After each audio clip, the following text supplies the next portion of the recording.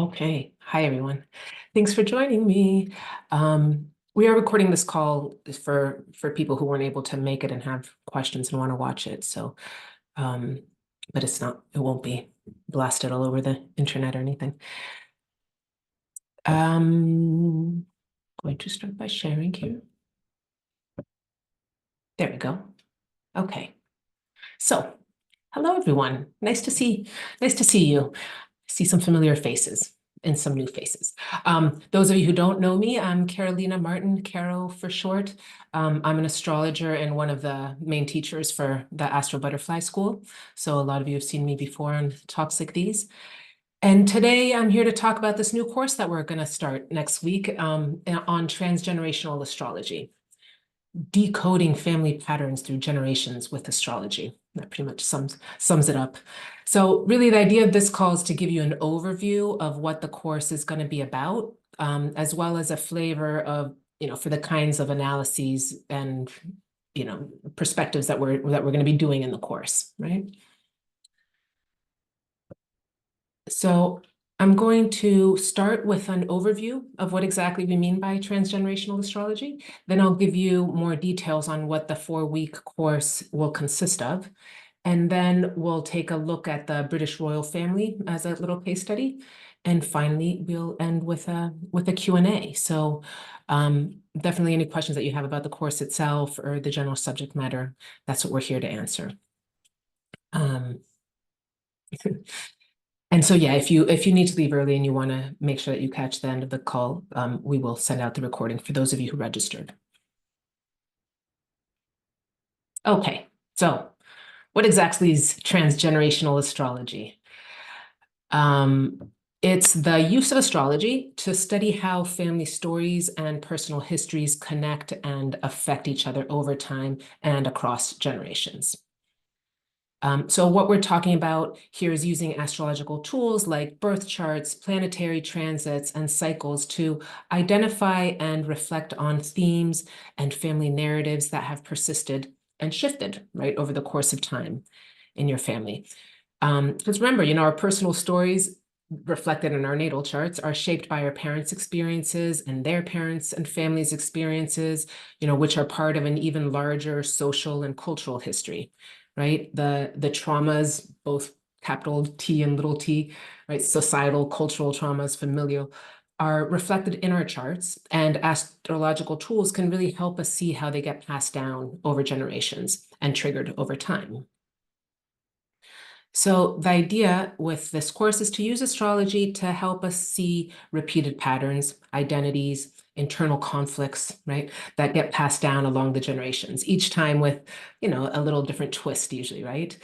Because in families, when someone has problems or difficult feelings that are too hard to handle, they'll often pass these issues on to the next generation. And so we're using astrology to help us identify those issues and themes that are passed down, and really to help us reflect on how they've been transmitted and how they've shifted over time. So while we're using astrology, this is also a class about the transmission, right, through the family line of identity, of psychological issues, traumas, as well as, gifts and skills. Because, we've evolved as societal creatures, and the family unit is really central in shaping our identity and helping us survive. So we pass down certain family traits and patterns through our DNA, through our upbringings, and then we unwittingly replicate familial patterns, sometimes totally unconsciously, most times I would say quite unconsciously, but sometimes out of fear of rejection, and often because it's just the only thing we know, right? That's so. I was, when I was preparing for this and really thinking about this course has been fascinating, because I was remembering when I graduated from high school and was heading off to university, still mulling over what I was going to study. My mother almost jokingly said to me, study anything except for sociology, which was what her career was. And indeed, I had like zero intention of following my mother's footsteps. And I didn't study sociology, but over the course of time, after various twists of fate, about a decade later, I'd find myself not only studying sociology, but working on my doctorate and teaching at the same university where she'd been enrolled about 2 decades earlier. never conscious, right? But there I was walking exactly in my mom's footsteps, right? And like her, at the same time in her life, I also found myself with two kids who I'd had at the exact same age as she'd had her two kids, me and my brother, right? So it's not that crazy, actually. It's not that uncommon. This is one example, right? But experiences like these of replicating events, similar careers, same life events happening at around the same age, they're much more common than not in families. And so with astrology, we get this kind of additional lens through which we can analyze some of these similarities and repetitions of themes. So I'm sure a lot of you have looked at your siblings' charts, for example, and seen your similarities and differences that way. You might then compare it to your parents' charts, think about how those are similar or different. It's even more fascinating to look at 3 or 4 generations.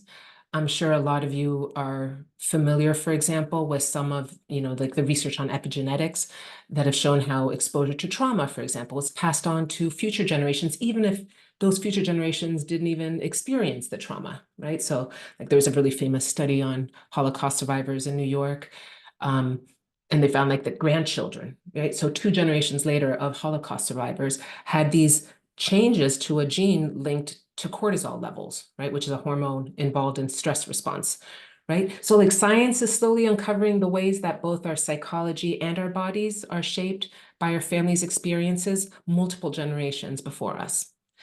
And so we're going to use astrology to add to this, to help us dissect and understand some of those narratives and themes that make up our own family's legacies, right, which we then embody.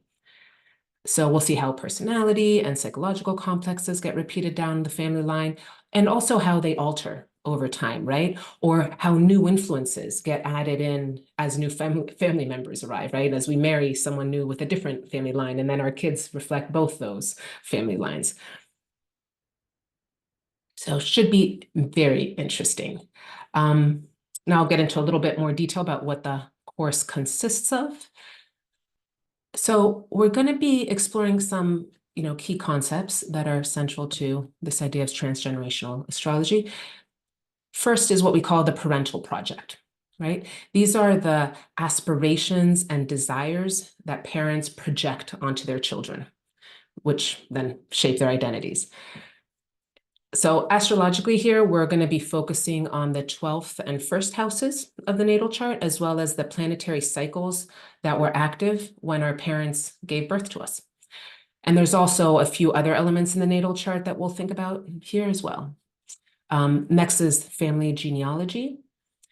Here we're going to be investigating the emotional, cultural, and inherited legacies that are passed down through the family lines through the lens of the natal chart. So we're going to map out the family tree, or what we call the genogram, which is a visual representation of family relationships. Then there's the family secrets, right? This refers to the influence of unspoken secrets and familial repetitions, which shape the collective narrative of the family over time. So we can see how these are revealed by repeating chart placements, aspects sometimes, right, or planetary cycles. We're structuring the program in 4 modules. So it's a 4-week course, and every week new module comes out. So those of you who've taken Astro Butterfly courses before, this is the same general structure of most of the courses, where they're pre-recorded lesson videos. The first 3 modules take us through our family history and the ancestral legacy using a conceptual framework called the ancestral triangle. So this triangle is focusing on the 12th, the 4th, and the 8th houses. Then module 4 focuses on how to transcend the family story, right? So the first 3 are kind of the 3 things that I just talked about, right? A little bit of the inherited, the conscious stuff that parents push onto us. That's more the 4th house. The family secrets is more the 8th house. So that's what we're doing the first 2 weeks. And then in the 4th week, we're looking more to how we might transcend the family story. Here we're reflecting on, our own agency, insofar as we have some free will in this world, right? And then how we have, carved out our own paths, right? In many cases, we might reflect on how we've changed or brought in a higher expression of our inherited family issues. And yeah, and throughout the course, also you're going to have both astrology homework that consists of casting, family charts and that kind of thing, but also prompts to help you reflect on what you're observing and to help you gain, these insights and make the connections. So the course really is about trying to dig into your own family history, although of course you can also use other families' charts if you're interested. Just a bit more detail on each module. So module 1, that's going to focus on the individual, on how the unspoken stories and legacies are reflected in the individual's life, right, through the 12th house, and then how they come in through the first or the ascendant. So here we obviously cover the ascendant.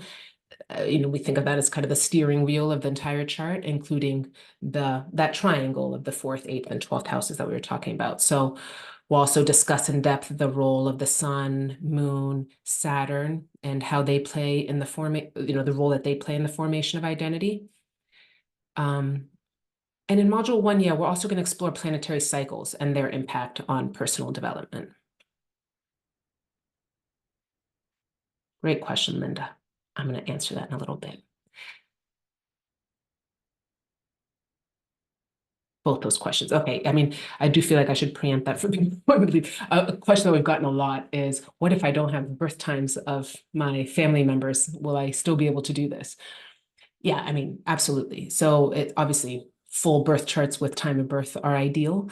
But I don't have birth times for almost any of my family members, especially the older the generations, the harder it is to get them, right? But without a birth time, those of you who are more familiar with astrology, you can still cast a chart and you won't know the houses, which is fine, but you can still see the planet sign placements, with exception sometimes of the moon. You can see almost all of the aspects. So most of the information is there. And so that's more than enough information to get you going on this. And adopted children, yes, definitely. We definitely include adoption as well. They're part of the family system.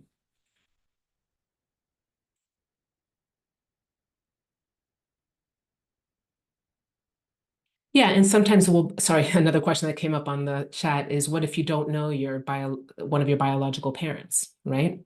You don't have any of their info. That's fine. I mean, so you won't be able to follow that line, right? But you'll still gain a ton of insight just doing the family that you've been brought up in, right? Lots of questions. Does it matter what astrology house system we work with? No, those of you who've taken courses with us know that we're quite flexible with house systems. We tend to give our examples in both Placidus and whole sign houses, both have, all the house systems work and they all have different pros and cons. So I don't think it matters which one. Module 2 is going to focus on the family unit and specifically the most direct reflection of the ancestral influences, right? So here we're analyzing the 4th house, or the IC also. This is where we traditionally will look in people's charts for clues about family of origin and ancestry. And we also talk about the South Node in this module. So in this module, we're also going to be working on building our family tree and starting to identify patterns as reflected by repetitions across the charts of direct family members.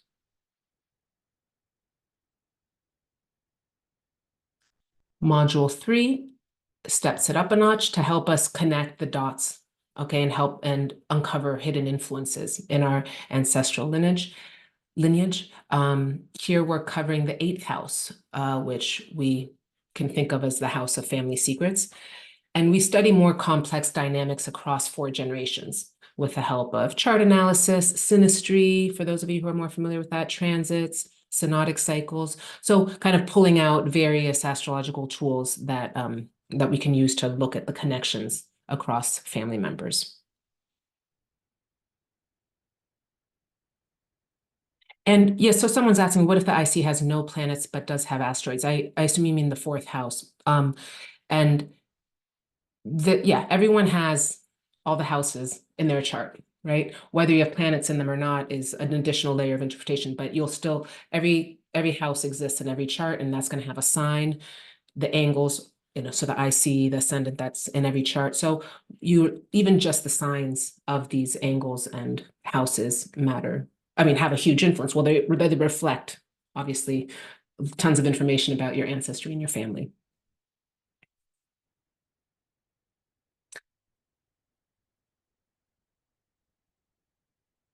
Module 4. Here, we're going to examine parts of our charts that reveal the unique role that we play in this life, right? Or maybe you're curious and want to focus on your children here, for example. Astrologically here, we focus on the midheaven, the north node, Chiron, as well as a few other indicators that can help us break the generational cycle and pave our own path. Okay, so that's kind of the general summary of the course. I can, and if anyone has any questions around that, the general 4 modules, if not, I'll move on. I've already answered some that are in the chat. Oh, just to Carolyn also, she asked, but it has asteroids. We don't tend to focus much on asteroids, and we won't focus much on asteroids in this course, although if you're used to using asteroids and want to include that in your analysis, then by all means.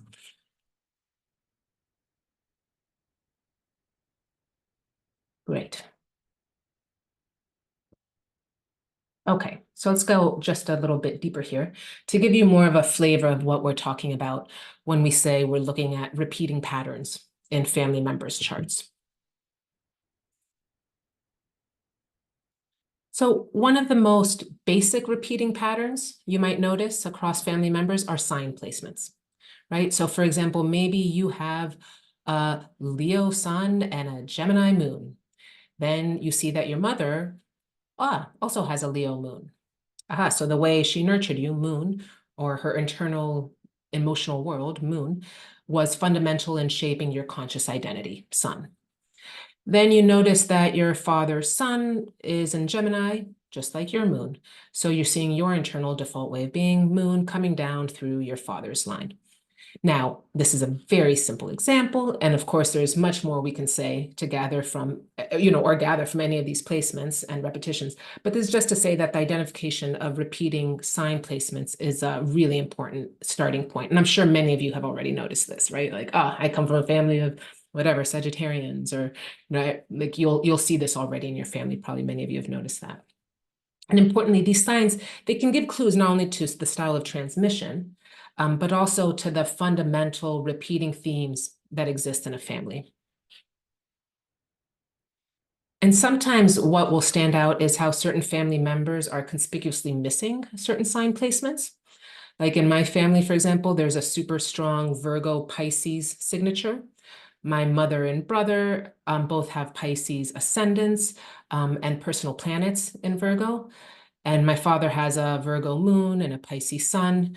I've always really associated them. My whole family is very Pisces Virgo, right? And meanwhile, I have this super splashy chart with literally every sign represented by a planet or an angle, except for Virgo and Pisces. It's the only 2 signs where I actually have nothing, right? Why? I don't know. But what does this say about the transmission of those themes, right? In certain ways, my identity was built around a rejection of that sacrificial Pisces Virgo axis, perhaps, right? And when I started to think about this, it was fascinating to me because especially given the chart that I have that does have so many signs represented, it really stands out when I have 2 signs that don't have anything, and it happens to be the ones that most are reflected in my family. So again, all this to say that the analysis of sign placements is super fascinating and interesting, and it'll say a lot about the family culture that you were brought up in, as well as the repeating themes in the family, and how different family members might work to break away from those themes or play really important roles as, kind of shakers of certain family themes.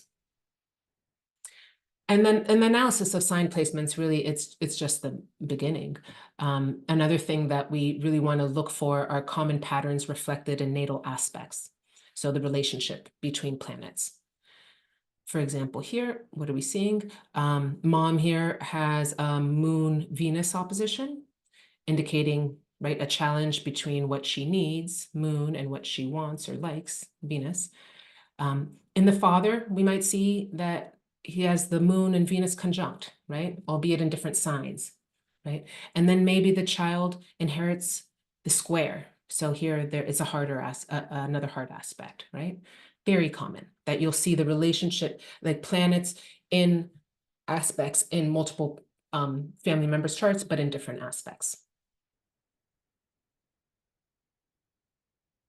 So really, if an aspect keeps showing up in different family members' charts, then there's something about this aspect that requires your attention, right?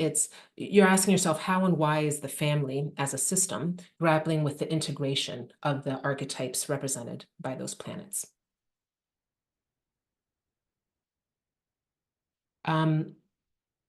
Yeah, here's another example. So if your family members have tense Saturn Sun aspects and so here we have a square, this one's an opposition, but then you have, say, a Sun Saturn trine, this aspect would suggest that your goal is to resolve the tension of the Sun Saturn opposition and maybe find a constructive expression of that Saturnian energy. If instead, maybe your family members have the harmonious aspects, right? So here we have the trine, this is a sextile, and then you have a tense aspect, opposition. This might suggest that were some limitations to the expression of that aspect, and you're now called to find new ways of expressing that planetary energy. Because remember, hard aspects tend to represent areas of life where we make change and are motivated to find solutions.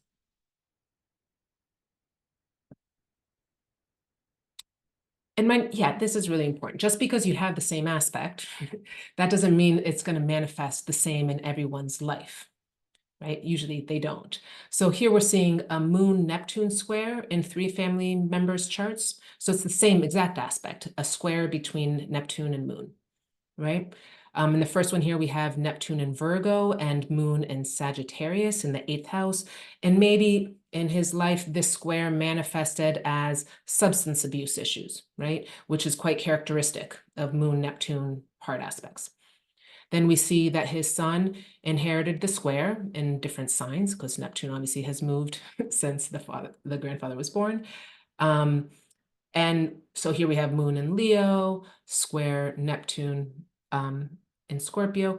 And maybe he too struggled with substance abuse issues, but over the course of his life, this square led him, to kick that expression. And instead he became an artist, for example, another expression of Moon Neptune, right? Like really dove into that more sensitive artistic expression of Moon Neptune.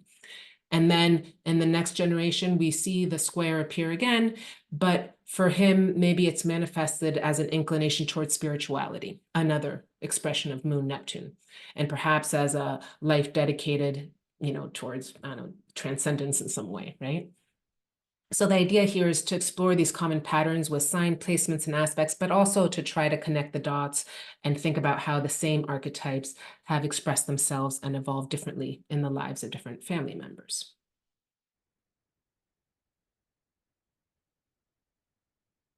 Okay. Okay, case study. So I thought we'd just take a bit closer look at one family line, the UK royals. So some of you, I'm sure, are familiar with these charts. This is Queen Elizabeth. She had a very responsible Capricorn ascendant with its ruler, Saturn, on her midheaven, right, in the fixed sign of Scorpio, right? And her whole life and reign would be defined really by her commitment, Saturn, to maintaining the crown and maintaining an air of stability over the massive transformations and upheavals of the second half of the 20th century, kind of represented by Scorpio there, so it's kind of like a fixed sign, but also representing a lot of transformation that she would live through, I think. They're reflecting her super stable nature. She had very famously had a 0-degree Taurus sun, and her moon was also in the fixed sign of Leo. So a lot of fixed energy here, right, in terms of these major placements. Leo, of course, is also the sign that we associate with royalty. Then she marries Prince Philip, right? And he too has Moon and Neptune in Leo. indicating a similar internal landscape. Only his lie on the ascendant, which is quite interesting. We can interpret that in a lot of different ways. For one, anything conjunct our ascendant is going to be much more visible to others, right? So her sun, her moon Neptune was in the house of the other, or arguably the eighth house, depending on which house system you use. And whereas his is kind of front forward, facing forward. We can also think of the angles as the points that indicate how we manifest in this world, right? And the ascendant, like I said before, is like the steering wheel of our life. And his life would really be determined and dictated by his Leo moon and Neptune and that which it drew in, right? The queen. Echoing her Queen Elizabeth's Taurus sun, we see that he has a Taurus on the MC, and the point that which is the point that shows our public reputation. And there's the planet of relationship and self-worth, Venus conjunct the midheaven. So of course so this is also very common amongst married, spouses, right? That you'll see a lot of things that they have in common, right? In ways that they kind of tap into each other's chart. Interestingly, yeah, Prince Philip has a Gemini sun, right? And the Queen has nothing in Gemini, right? But actually, oh, there we go. What did I do? Oops, there it is. Her mother, this is her mother over here, had a Gemini ascendant. So this is the Queen's mother. So even though the Queen herself didn't have anything in Gemini, her mother had a Gemini ascendant also with Mars in there, just like just like her husband would have also Mars in Gemini. And also like Philip, she had Neptune conjunct the ascendant, the mother did, and then the Queen went and married someone who would repeat that. So as we put those pieces together, we might wonder why Queen Elizabeth ensured that she'd keep that flexible Gemini energy in her life, albeit in a more externalized way, right, through her partner. So it's the kinds of questions we can start asking, really, when we start dissecting this stuff. So, but getting back to these two, the Queen and Philip, they then had a son, right, now known as King Charles. And he inherits his parents' Leo moons in the form of his ascendant, right? Oh, there it is.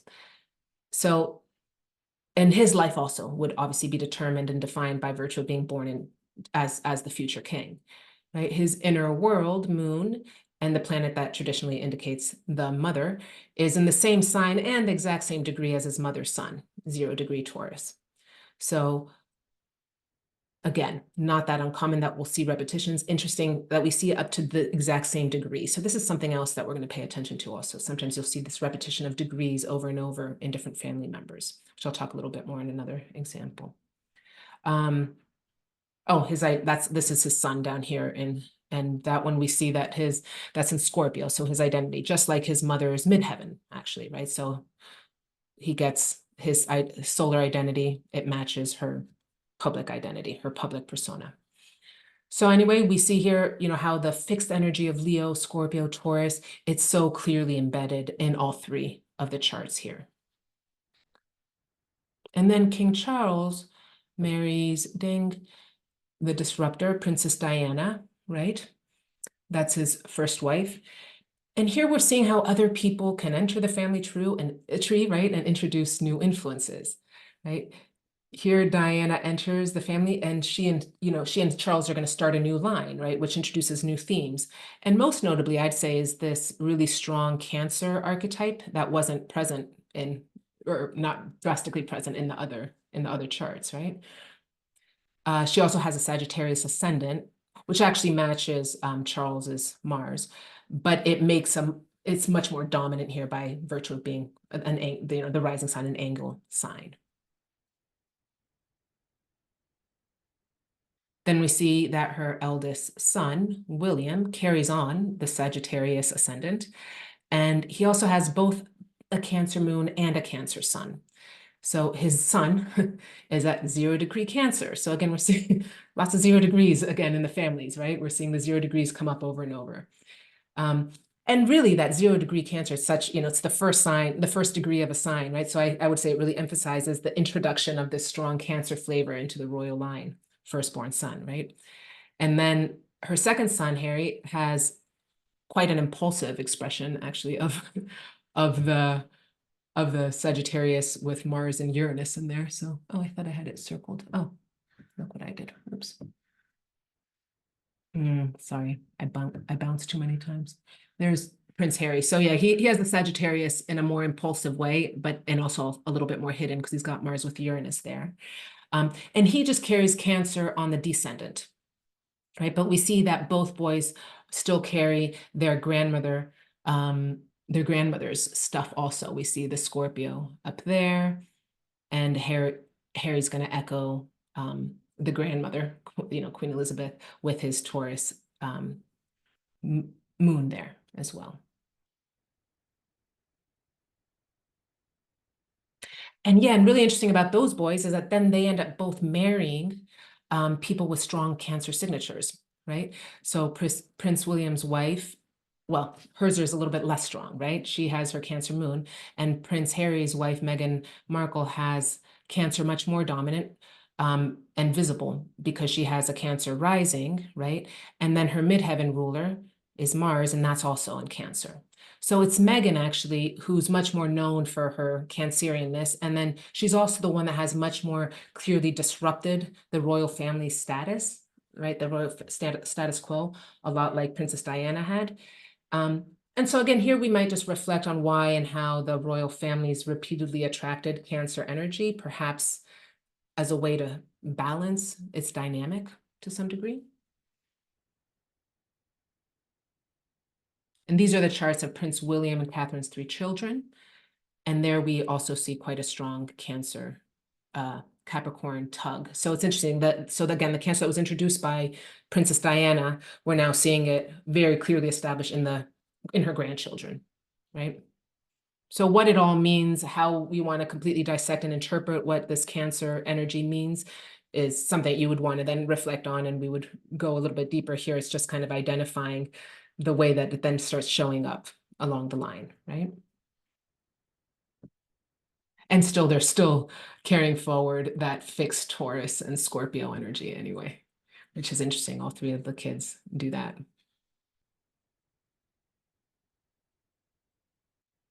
Okay. And we could go on, although I don't want to take up too much more time because I do want to leave more time for questions. But one really interesting thing to note that I wanted to come back to is that we see these repeating degrees in family members' charts. And really notably, so we saw those 0-degree placements, but in the royal family, we also see that 22 to 25 degrees of Taurus and Scorpio keep getting repeated again and again. So here's the Queen's midheaven at 25 degrees Scorpio, and her son, King Charles, has his sun at 22 degrees Scorpio.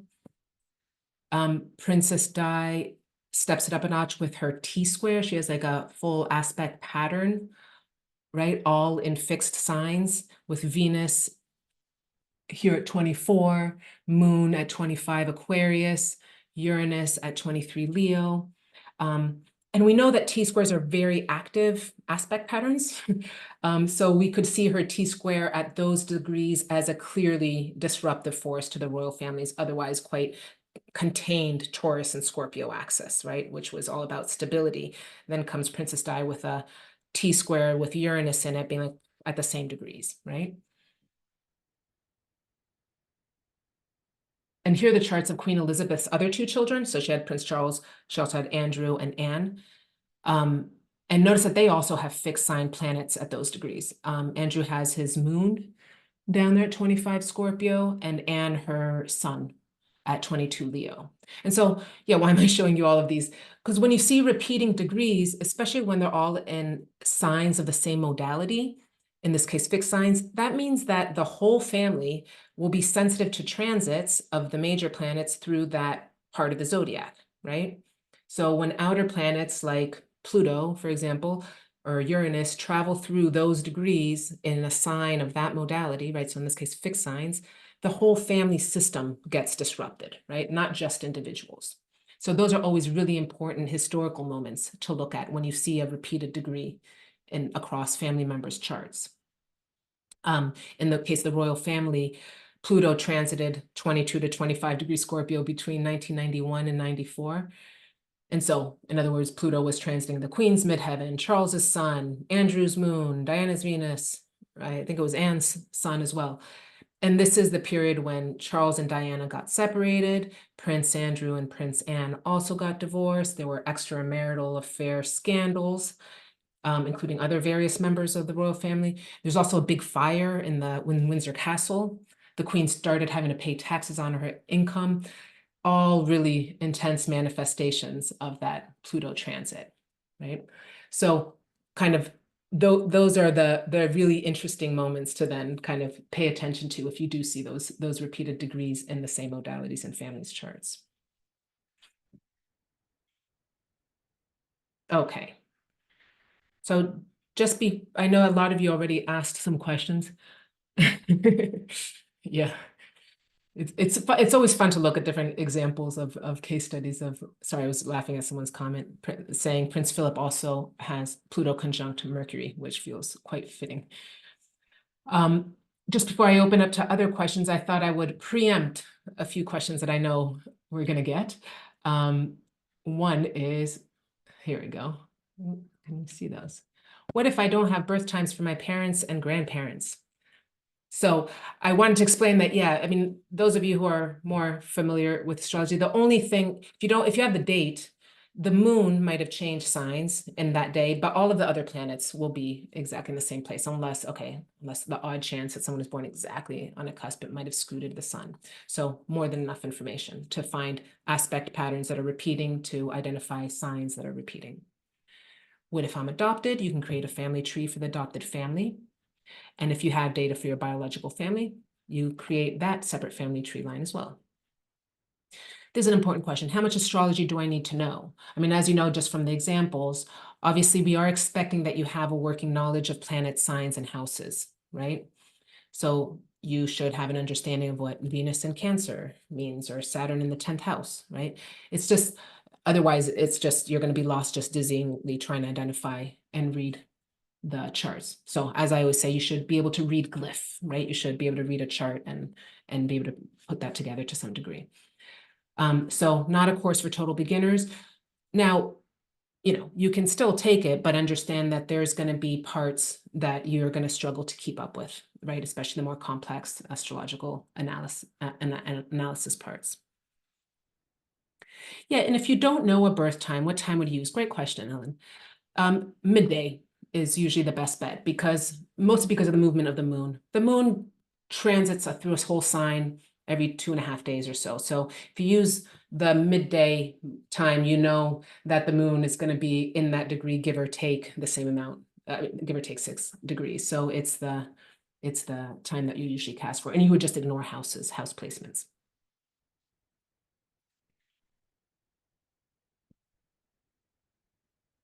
What material and support is provided in the course? So like I said, kind of classic Astro Butterfly course for those of you who have taken them. There's recorded video lessons, which you can access at your own pace, but the new module gets released at the start of every week. Assignments and prompts are also, we always supply those to help you reflect on the material. I know some of you have taken other classes where you're sending those assignments. These are for your own reflection. There's on the course platform, you can always write in your own comments, interact with other students. So that's often helpful. And then I'll be doing live Zoom calls on Thursdays where we'll review the material and answer questions. I do 2 calls a day because there's a question about what time those are at.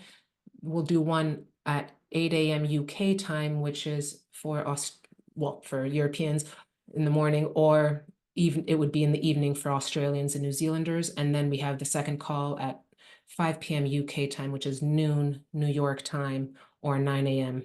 California time. What if I can't make it to the live calls? They're recorded.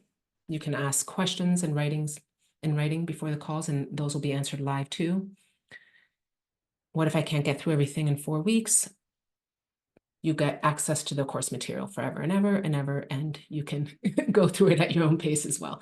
We like to do them live though, because there's something about being involved with the schedule that helps you get through the material. And it's also quite nice to be able to engage with other people when questions come up. So that's why we like to run these live, but you do have access to go back and review material also whenever you want afterwards, which is oftentimes you're like, I kind of, you didn't have as much time for that module. And so you want to go back later on in time, always access there. Okay. Other questions here I've got. Oh, interesting. What if you have same degree with a parent, but one is fixed and the other is mutable? Yeah, so sometimes you'll see that's again quite common. You'll see the same degree point and but in different signs. So while the transits wouldn't affect you to the same degree, right? Mostly because when they're in the same modality, you're getting a hard aspect transit, a hard transit, all to the same planets, right? But you'll still, you might get the trine in the transit and the other person will get, say, a square. And there's still something about this resonance of having the same degree. Often that means that your planet and your parents' planet, for example, or the other family member, it'll speak to the style of relationship that you have with that other, that other family member's planet. So whether it's a trine or a sextile. So we'll talk about those things really when we're looking at questions around like using synastry. That's what synastry is. That's really the analysis of two people's charts and how they interact with one another. Well, yes, thank you. I was going to mention that. Will there be subtitles or transcriptions? Because I find it difficult to follow while listening. Yes. This is a great thing about these courses. This is one of the reasons I love teaching these courses because we definitely cater to different learning styles. I personally never watch a live video, especially not my own, but much less, I don't learn through listening, I learn through reading. So we always have the transcripts for every single lesson that you watch. Um, what else? Do you find this work lead into more understanding about past life connection or evolutionary astrology?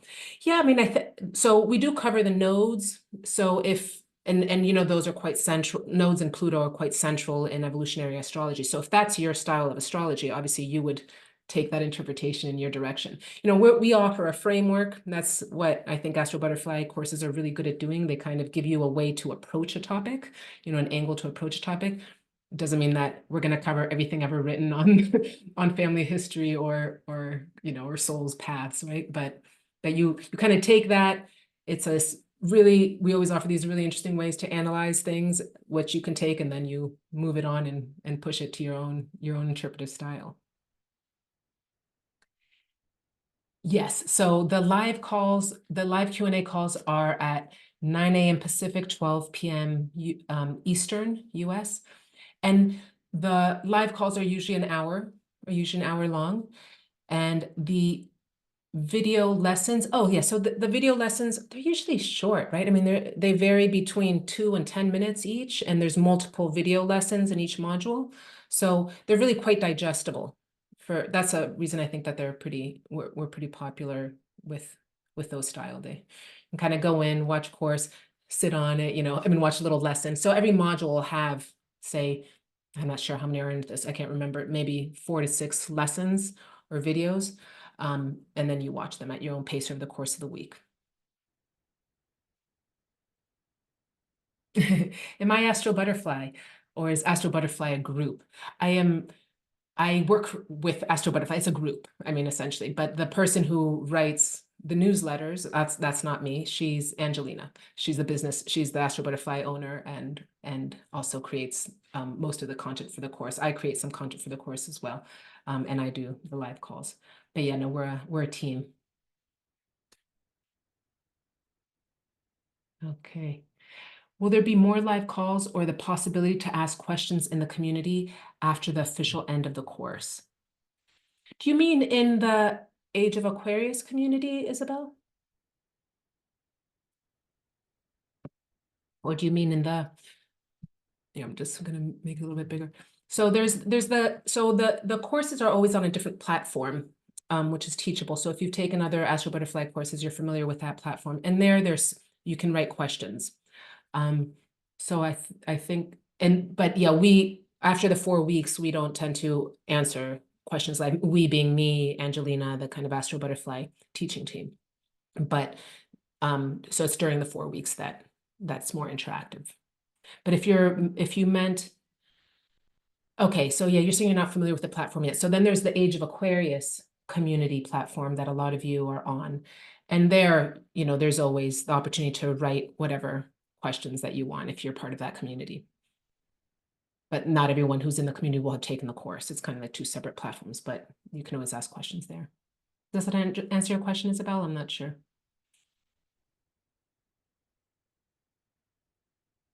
Okay, great, thanks. Um, any other questions that I can answer or not answer? Okay, I'll give you time. There's one.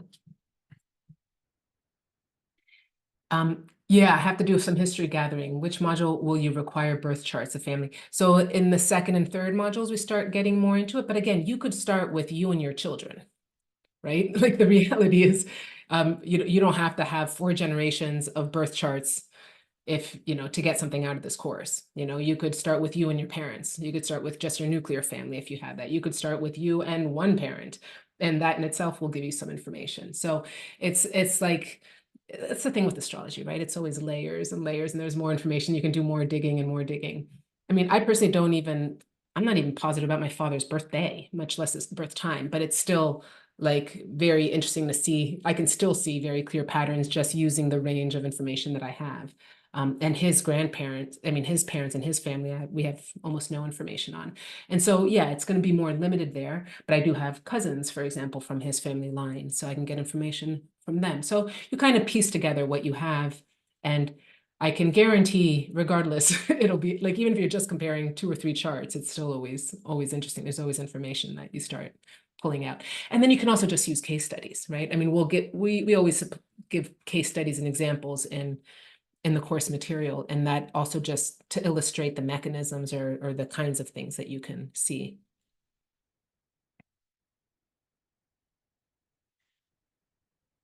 Um, Thanks, Helen. Yeah. So where do we get charts? Yeah. So on astro.com, you can cast your charts if you have birth dates. Um, oh, great. I look forward to seeing you there. Do you have any particular structure or template of how you log in the chart overlap information?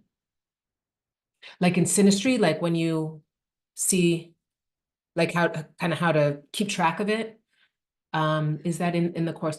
I'm not sure, but it seems like a very important tool. So yeah, I mean, I think that aside from just writing lists, I mean, you can also cast charts on top of each other and things like that. But no, for example, when looking, for example, at these royals, things that stand out, you will make a note for yourself of like, okay, I'm seeing this very clear theme of fixed signs, for example, and you write that down, and then you can look along the lines as they come down. I'm only mid-level astrology, so worried I won't know enough to do this, even though it sounds amazing. Yeah, I mean, I think if you're mid-level astrology, meaning you're familiar with planets, signs, and houses, and general sense of aspects, which again, aspects meaning the relationship between planets, right? Like planets that are linked together by degree. Um, Even if you're, not advanced in your interpretation of all of them, it still is enough to help you identify the patterns. So much of the work of then understanding, well, what does it mean? So for example, I gave the example of, me not having any Virgo Pisces placements. That's not astrology to figure that out, right? It's helpful to, you want to know obviously what Virgo and Pisces could stand for, right? What the themes are of those signs. But then a lot of the work and the analysis and the reflection is whatever family history you do know, or reflecting on your own family and what how things have differed or gone in different directions. So it's not necessarily always astrological analysis. The reason we say you need to be, I would say, mid-level in terms of not beginner, is because you want to be able to identify those repeating archetypes, right? So, and that's just, we can't walk you through and explain every single house and sign placement, from if you don't have any clue. That's why we ask. But I do think intermediate astrology is enough.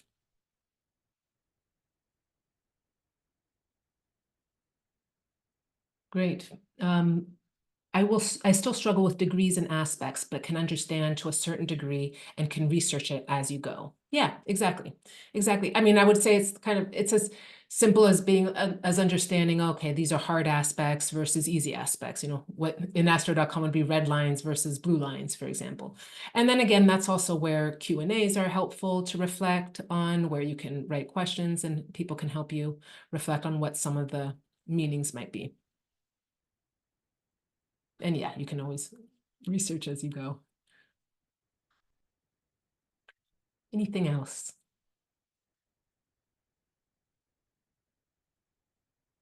Okay. Well, thank you guys for joining me, and I'll be on for another few minutes if any other questions come up. Happy to answer. Yeah, I think I had, oh, those were all the questions I had.